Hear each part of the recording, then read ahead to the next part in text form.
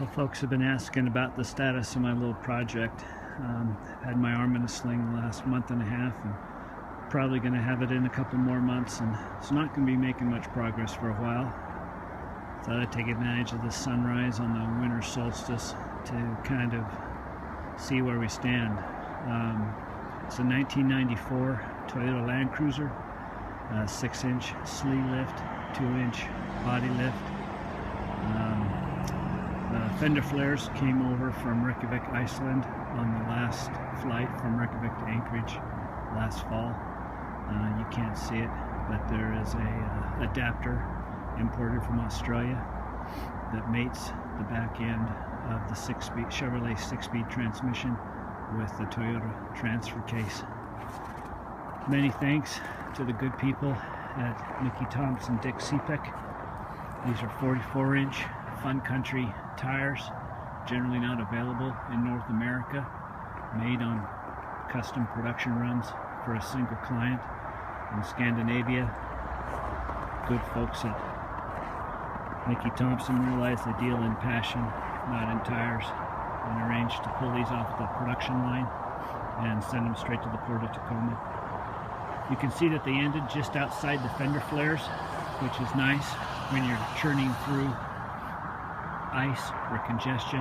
The tires will take some of that abuse rather than the fender flares. It was about a year ago this time. I took this mess down to Green Tree Fabrication, told them I had done all of the cutting and bending I could do, and asked them to weld in the fender wells. Chris did an excellent job. The fuel filler at the top of this wheel well had to be relocated due to the axle moving, and again, Chris did a great job putting these wheel wells back in. Another part of this project was installing a Chevrolet V8.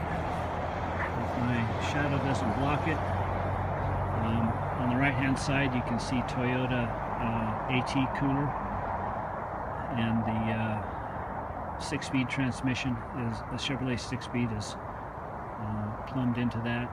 Toyota did not have an oil cooler, so on the left hand side you can see the oil cooler that is plumbed in to the Chevrolet V8.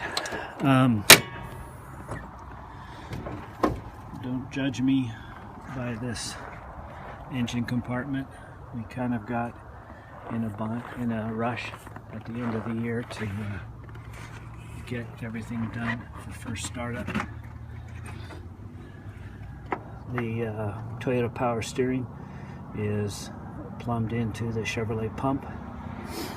The Toyota radiator is plumbed into the Chevrolet water pump. Here are the temporary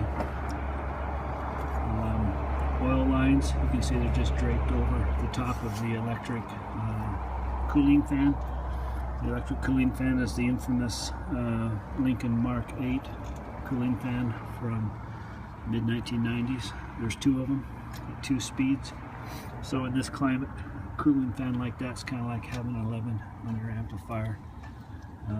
You can see the batteries just hanging in there.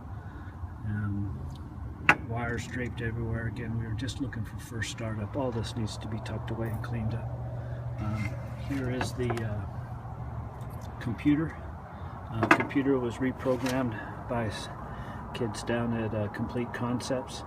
All of the sensors it's expecting to see are in the engine and transmission, and so the computer doesn't know that it's not in the 2010 Silverado.